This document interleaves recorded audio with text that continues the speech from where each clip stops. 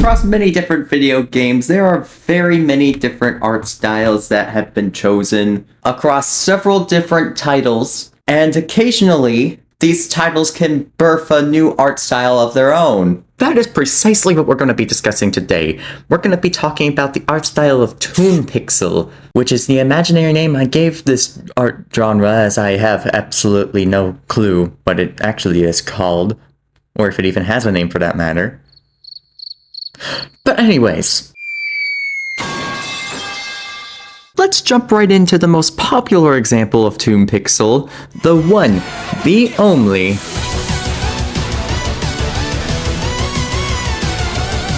Pizza Tower was a game released in 2023 by Torta Pizza, but you know that. In fact, I'm willing to bet that Pizza Tower is the entire reason you clicked on this video. What I'm here to talk about is its art style. In Pizza Tower, we can see some very key defining principles of what makes art style be considered Toon Pixel. Allow me to explain. First of all, it meets the very first requirement as its pixel art. This one feels like the most obvious part of all this, but it probably should be mentioned nonetheless. Most people like to say it's got an MS Paint art style that's reminiscent of the 90s cartoons, but I personally beg to differ. Upon first glance, a lot would say it looks crude, rushed, even straight up say it's bad, but that could not be farther from the truth. Toon Pixel is a delicate craft that takes a lot of talent and effort to pull off. I can already hear you asking, what makes a piece of art be considered Toon Pixel? Well, I'm glad you asked. First of all, it has to be pixel art. Second of all, it has to have a cartoony art style. But most importantly, the third major thing that we can see is that the animation frame rate is incredibly high. This can sometimes differ, but it's generally 50 ms. There's lots of love and care poured into every single frame to make it look good, because if one frame just looks that bit off, it probably is gonna be fine, but it can look a little weird. Most things in Toon Pixel are lively and animated to make them feel more alive with that cartoony aesthetic I've mentioned before. While this certainly isn't a requirement, it does help pull off the style a lot better than when a game chooses not to go this route. You have to make things feel lively and expressive in order to make things feel seamless and have a stronger foundation for world building. All the little details do matter. After you develop a character design and decide upon their personality, you then have to make every single one of their animations reflect that. Case in point, Peppino. As you can see here, Peppino's every single animation showcases him in an anxious, nervous state. In all of his animations, he is either severely angered quickly, or shown to be entirely timid, afraid of every little thing that might happen. This is a magical design choice by McPig to show all the different personality traits that Peppino has been given. In each of them, it is exaggerated by an extreme amount, which is required to bring this art style to its perfection. It takes a lot of skill in order to be able to pull off such a thing, and even more to do it multiple times, to be precise, over 5,000 times. And that's just for Peppino alone. I could go on and on about the noise or Pepperman or all these other things, but that would become a video within itself. Be sure to let me know in the comments if you'd want to see a video about that. I'm sure it'd be a blast. That was a bad transition.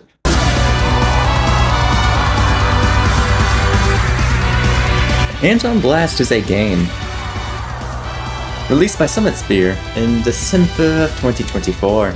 Now, the first thing you'll probably notice based on the footage I have playing in the background here is how the art style is completely different to Pizza Tower's. So then, you might be wondering why I'm labeling this as Toon Pixel. Well, yes, it is technically more refined and closer to classic pixel art than Pizza Tower's art style. A majority of the bare minimum requirements of Toon Pixel are still present here. This makes its case really interesting as it shows how flexible the genre is.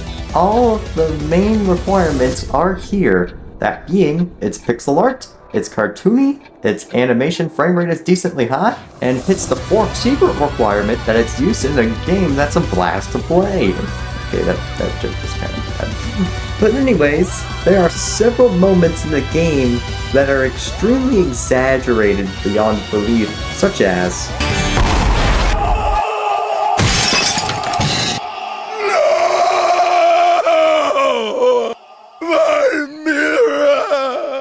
I've got to get out of here.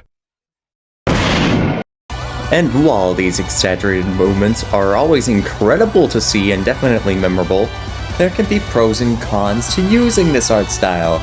The pros I've been pretty much talking about the entire video, so let's go ahead and view some of the cons that potentially come from using Toon Pixel as your main version of art.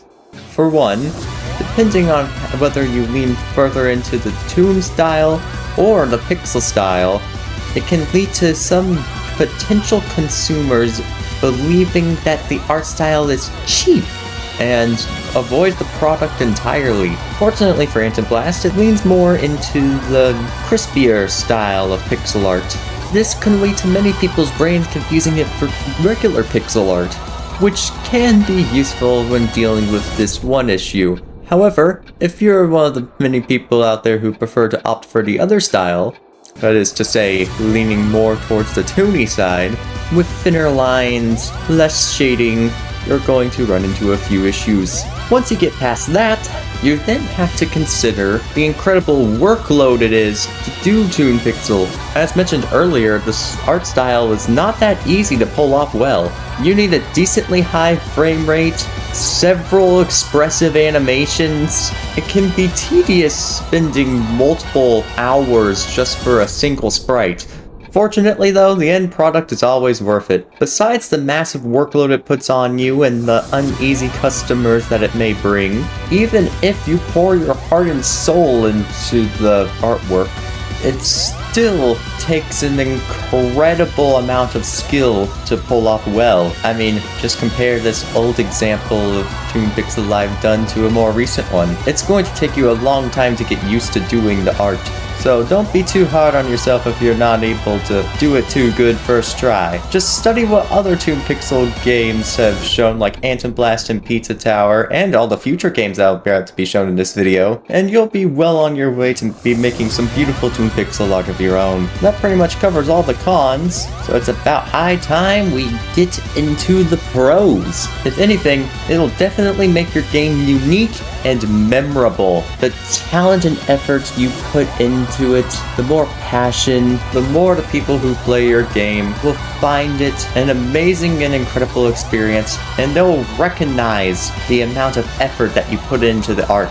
With that said, shoutouts to everybody on the Antiblast team for making all of the art. One of them in particular I want to give a shout out to has to be Pinpan. Pinpan here, also known as Junie, has gone off and made a few Toon Pixel games of her own, and being an artist on Antiblast, you can guarantee they look just as gorgeous. So, let's talk about the first of these, being...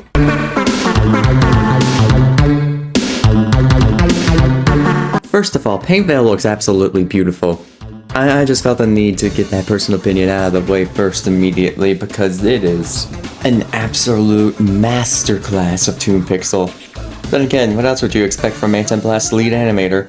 Now, Paintvale only currently is in demo form, and isn't super popular unlike Pizza Tower and Antiblast. However, what it is absolutely underrated. Aside from having gorgeous artwork, which we'll talk about in just a minute, the game itself is an absolutely stunning and fun time. The demo is pretty packed with content even though it only has 2 levels and 1 boss. I highly recommend you check it out. The link to it will be in the description along with all the other games mentioned in this video. But putting that aside, we're here for the art. And by looking at this, I've been able to realize the absolutely genius design choice that Pinpan went with here. You have, of course, your classic Toon Pixel, which has a bit of shading and is honestly really well animated. But to contrast it, background elements and foreground elements and tiles and ground and all the non-important things are in a more relaxed art style, more similar to classic artwork. which is quite funny considering how the game's main theme is obviously paint and art and stuff. What this subtly does without you realizing is allows your mind to easily make out interactables and what's floor and what's not. Really, it's an amazing way of standing out. Adds to the polish and quality of it so much more. Of course, leaning more into the Toon Pixel side of things, we can see the game's main character Paint Lad hit every single mark and more with how expressive and well animated he is, not to mention the sheer number of palette swaps that all work so well. Of course, the approach on Toon Pixel here is more similar to Pizza Towers. However, you can definitely tell a difference when you compare the art side by side. The character design of Paint Lad is also really easy and fluid to manipulate and adjust and emphasize and exaggerate. All are good things for Toon Pixel. Really, I think a lot of the beauty shines right here in this boss fight. While yes, it does take a second to get started, it has some of the most genuinely incredible artwork. I mean, look at this. Her animation must have taken hours and it looks incredible. It shows. This whole boss fight's animation is genuinely so impressive and incredible that I can't even begin to describe it. Not to mention how in gameplay it works so well as a boss fight as well. Slowly introducing mechanics and then surprising you still, and it remains fair and fun and most of all, it's replayable. I could go on about this forever, but for the sake of time, I won't. But to wrap this section up, I do think that Paintvale was genuinely some of the most incredible use of Toon Pixel I've seen so far. But of course, Paintvale's not the only Toon Pixel game that Junie made. She also made a little game that's called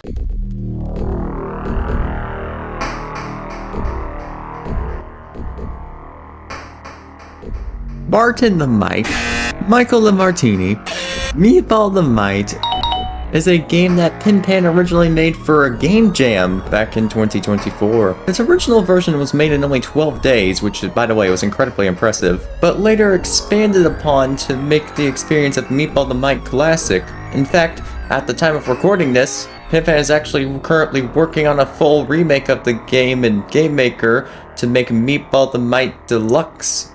In fact, right when I began production on this segment, she actually released a teaser for it, so look at this. Anywho, just like Paintvale, this game is severely underrated.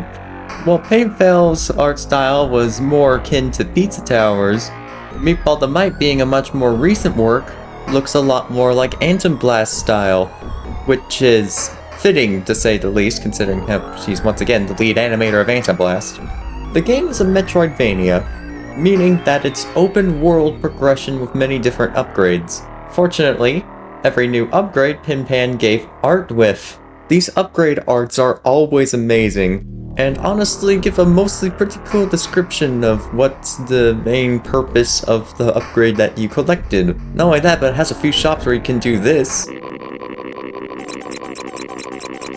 Or, you know, purchase things like a regular person would, but who does that? As you might have guessed, the animation is incredible, consistent, funny, and extremely shaded as one might tell. I'm happy it's getting a full version on Steam with the deluxe release. The classic version is free and you can go ahead and play it on Newgrounds or itch.io right now actually. Not any of those other sites though, they're dirty thieves.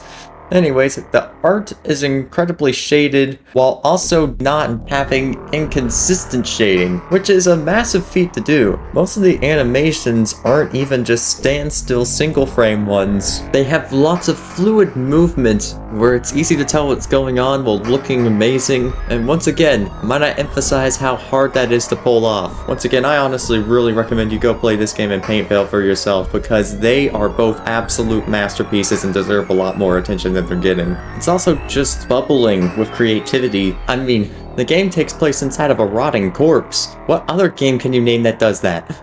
Not to mention the eggs as respawn points. That is smart. Or these weird seahorse things that take you over to the next part of the body, and the little eyebrow thing they do, and then this transition sequence. It's also amazing. Overall, the game is super charming, and I highly, once again, recommend you go check it out and go through a full playthrough for yourself. It's good. It's really good. And hey, look! One of the abilities is the ability to use a bomb to blow up certain things. And you know what sound bombs make? That's right, it's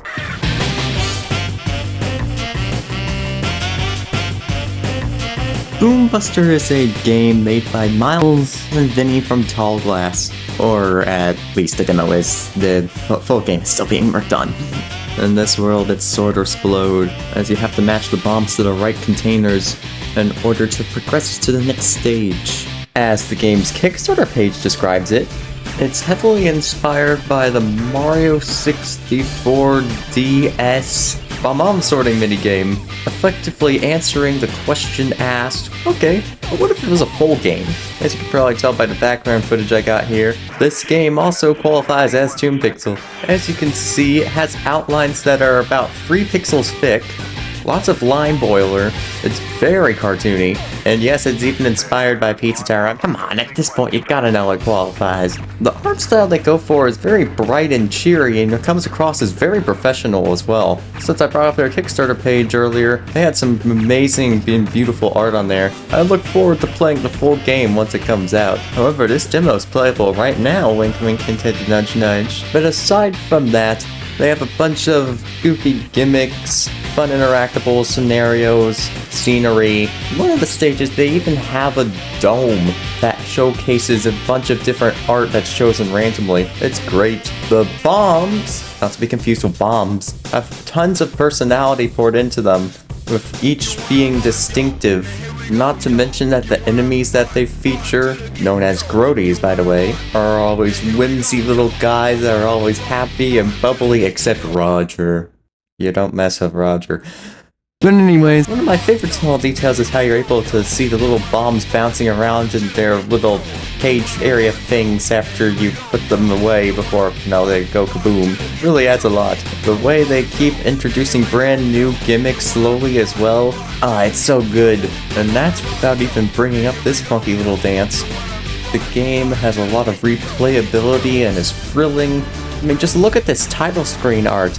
I mean, I never knew making one of these was this simple. All of these animations are creative and thrilling. You can find these creative little food collectibles in every stage. Has an absurd amount of content for just a demo. Has high scores. Has this. Has backflips. Has oh, well, that's an older demo. But you get the point. Boom Buster is an incredible game with an incredible use of Toon Pixel.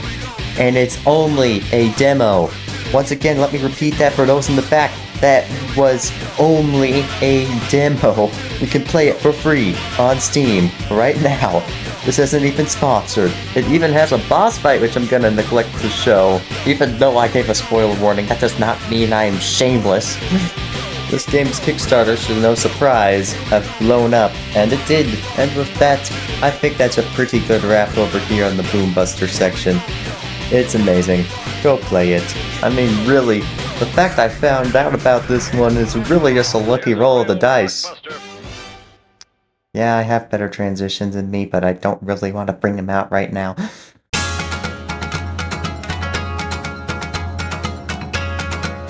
Gimmick is a game being developed by Sariponico. I hope I pronounced all that right. Originally made for the GMTK Game Jam 2022, which by the way, that's not the only occurrence of this game jam in this video. This game is about rolling dice and hoping you don't die. There's a pun to be found in that. The game can get extremely chaotic really fast. It's a roguelike, meaning that the game takes place in waves. At the end of each wave, you get an option. For Gimmicko, that option typically relates to the type of dice that you are planning on getting or continuing to get. You attach gimmicks to your dice on different faces, and when you throw the dice headfirst into a batch of enemies in game, depending on the face it lands on, the gimmick that you had for that face activates. Which means it can be this, or this, or this, or hang on a second here. Isn't that El Diego from Pizza Tower? In fact, if you look even closer at the full game's character select screen, isn't that Gustavo and what are you guys doing here? If you wanted to spawn the video, you should have asked back in section 1. Go on, get. Something the game absolutely loves to throw at you randomly is if you take too long on a wave, Mr. Scary will come to get you. Several of my good runs have been ruined because of this. You can try to fight back, but it doesn't really do much. He'll constantly run towards you, destroying any terrain that gets in his way. If he decides that you're a bit too fast for him to catch up with, he'll start putting out these miniature clones of himself, all while playing his scary theme. and it's just all gah. But hey, apparently the RT, that's the currency in this game, he runs over doubles in value, so I guess it's worth it if you can survive. Oh well, all I know is that he's named Mr. Scary, so this is a horror game now. But anyways, now you have a basic idea of what the game itself is like. It's about high time we got into talking about the art. And if I'm being completely honest here, I like the unique approach on Toon Pixel it takes. Well, yes, sometimes the art is varied, like for instance these hearts looking like regular pixel art. There's still some moments that have some undeniable aspects of Toon Pixel, such as these character portraits, or this summon, or these gimmick upgrades. You know how it is. The game is really satisfying to play. For example, when I went to record footage of this, I recorded 55 minutes worth of gameplay, and you know what happened? OBS messed up its job, and I had to replay an additional 30 minutes. But you know what? I still had fun with it. In fact, there was a small part of me hoping it would mess up again. Yeah, that right there should just be proof this game is good. I mean, like, you can even put on little stickers on your dice. The polish, not to mention something else that they do with the art, which is stretching the images out and making them bouncy, or how you interact with the environment to have little benefits of things. Once again, looking forward to seeing the full game of this one come out. I mean, they even have a full bestiary and just inside of the demo itself. They also have a really weird secret solitaire game that I'm not gonna show you how to access, but it's there. At the little shop areas and stuff, you can have little conversations with the characters. This guy has a tip jar. You can pet all of the characters unless you forget to tip this one guy. All the enemies are goofy and creative, and overall it's a pretty fun experience. At least until Mr. Scary shows up, then my heart starts pounding. And hey, you know how you progress to the next wave? Why, you pretty much have to massacre all the enemies. Why would I make something so deliberately out of context be a sentence in this video? That's right, it's another horrible transition!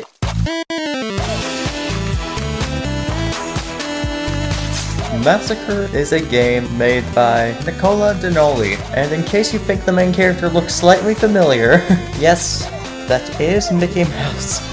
Now I know what you're thinking, isn't Disney kind of too happy? However, you people appear to have forgotten all about the Steamboat Willie entering the public domain thing of 2024 and stuff like that. So this game exists as a result of that, and that is, for the record, an amazing thing. Its art style is inspired by Pizza Tower. It's fast-paced. It's satisfying, it's good, it's fun, it's black and white. Okay, let me explain this. The reason the art style decides to go for such a bland direction is because of the game's main plot. That being, dark enough to probably get me demonetized. If you're interested in this game at all, I recommend you check out the devlogs by Nick himself. All you need to know for this video, though, is that Mousetrap, for legal reasons, has adopted his prison name and hates being black and white, and decides to steal a color from, let's see here, everyone. Quite literally everyone. Nobody is excluded from this. Anyways, I know you're probably all curious about the art. As you will probably notice, the game looks incredibly similar to Pizza Tower due to its inspirations. Very obviously, this immediately qualifies it as Toon Pixel, and taking it a step farther, similar to Paintvale, the game features backgrounds that are made with a more refurbished and traditional art style. Once again, it leads to a nice clash that allows the game to work. And it doesn't stop at just backgrounds either. The collectibles, which are very nice and satisfying to collect sparkly gems. I mean, just watch this. I mean, have you ever seen a collectible that you wanted to collect more? Anyways, combining the version of Toon Pixel that Pizza Tower uses with the 1930s cartoon aesthetic of Steamboat Willie works surprisingly well. You would not expect any of this to work as nearly as well as it does. There's references around every corner. You're a wanted criminal. Let's not forget those satisfying collectibles.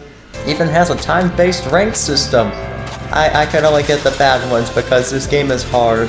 I mean, technically there is an easy mode, but I'm not a wuss. Right now, only the demo is out, with the full game being predicted to release in 2028. But I will say, the demo features 2 really long levels, and a boss fight. Gotta say, give it a try if you don't mind Toon Pixel games. That is the last horrible transition, I promise.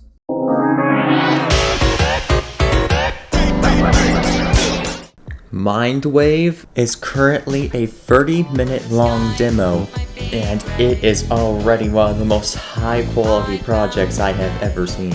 So the gameplay aims to be like WarioWare, with a few twists. The game is set in a world where technology has advanced enough to look into the minds of people and of course turn that into a game show. But with the mind theme, it allows them to do a lot without it feeling out of place. When I say a lot, I mean a lot. The minigames they have are fun and always immediately intuitive, except for when they randomly flip your screen upside down. But that only happens after you get far enough. Its art is incredible, and given the patterns I bet you've picked up while watching this video, you can pretty easily tell it meets all the criteria for Toon Pixel. Has a few online leaderboards where some people have gone absolutely insane. I still don't know how they do this at all.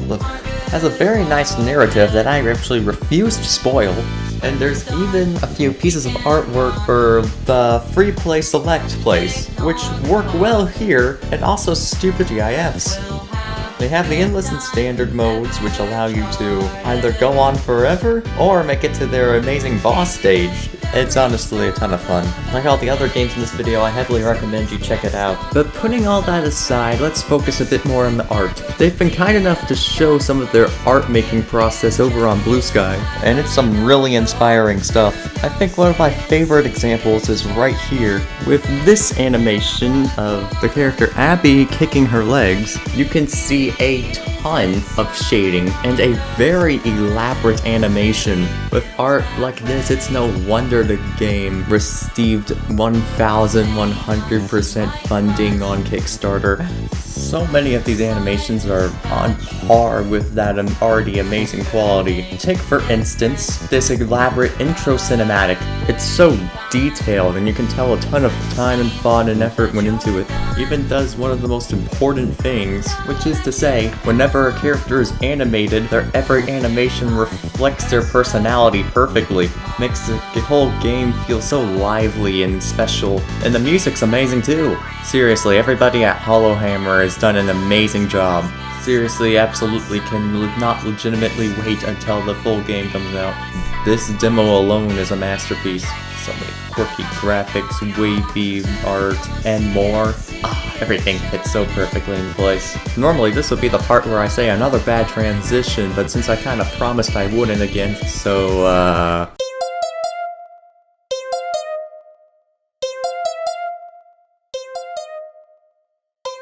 At this point, you can probably tell my love for Toon Pixel games is high, so it should come as no surprise I made a few of my own. That's right, this is Claw and Gifts for Timmy. Both of these games were made for game jams and therefore are extremely brushed and buggy. I wanted to give these a bit of time in the sun, and prove that anybody can do it, so here they are. They're definitely not my best work, but I suppose they're pretty decent in their own right. I mean, Claw even has a whole set of bonus levels that I'm 99% sure absolutely nobody other than me knows about.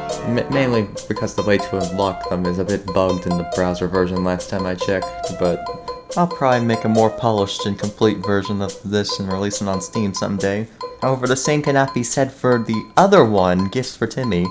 I still plan on doing a minor patch that maybe adds a few other things and fixes a few things, but apart from that, I don't plan to do too much of that one in the future. Neither of these games are super remarkable, but I thought I still did some pretty good Toon Pixel animations here. These are currently the only two Toon Pixel games I've got, but who knows? Maybe another one will find its way soon. But with that minor mention out of the way, I think it's about time for a little highlight reel of a lot of other games that use Toon Pixel, but either don't have a playable demo out for me to properly showcase it, or I simply did not have enough time to go put on display.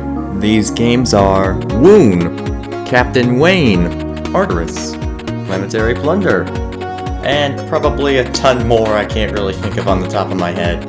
If you've watched the entire video up to this point, you probably are looking to make your own Toon Pixel game. But you're gonna need a ton of practice in order to make it look any good at all. So, in order to help new people with this art style, I have actually been creating an asset pack for the extremely reasonable price of $5, wink wink hint hint nudge nudge, with a bunch of different Toon Pixel animations for you to analyze and get inspired by in order for you to use in your own games. And I guess that must be the end of the video then. I guess cue's the outro, I suppose.